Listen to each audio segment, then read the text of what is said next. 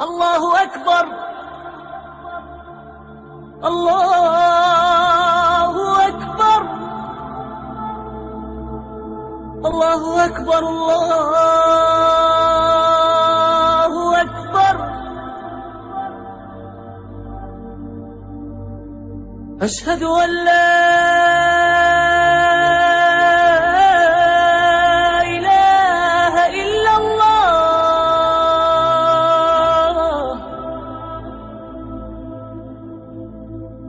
أشهد أن لا إله إلا الله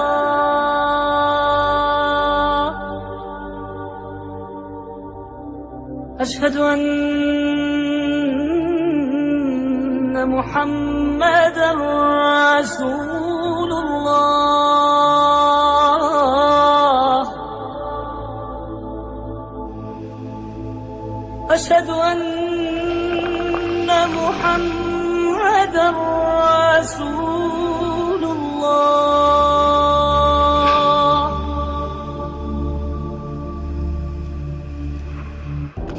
حي على الصلاة حي على الصلاة حي على الفلاح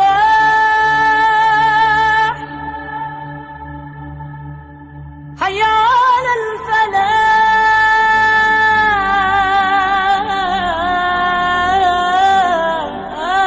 الفلاح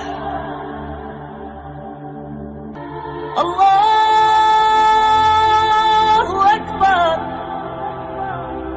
الله أكبر لا إله إلا الله لا إله إلا الله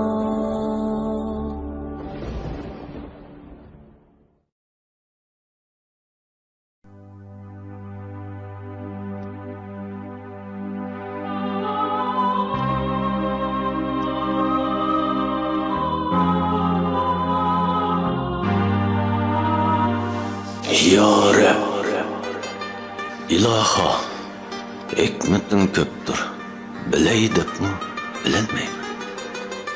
Özüngdün bolmasa rahmet, özüm yığılap, külelmeyman.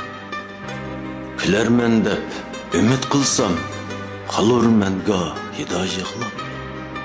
Turup birdem bulur işni, marap dursam, körelmeyman. Özüm kıldım, özüm bildim diyen birla cehalette. Özüngdün bolmasa rahat, azardın kelelmey. Berip keldim fakat birla Harem Mekke, Medine'mge. Özüng yetkizmesan ya Rab, oray depmi, oralmayman. Acep aciz iken bende, cini bolgan bilen tende. Özüng bildirmesen ya Rab, özümni hem bilelmeyman. Tenimnin saklıqı bilsem, senin fezli keremindir. Özüngdün bolmasa saklık, tenimni sak idelmeyman. Özüngnin kudreti birle közüm açtım o dünyaga. Özüng ep getmesen ya Rab, gidey depmi, gidelmeyman.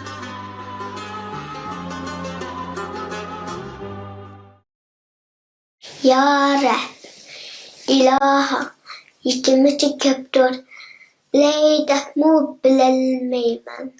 Özünde bulmasa rahmet, özüm yığılap külelmeyman.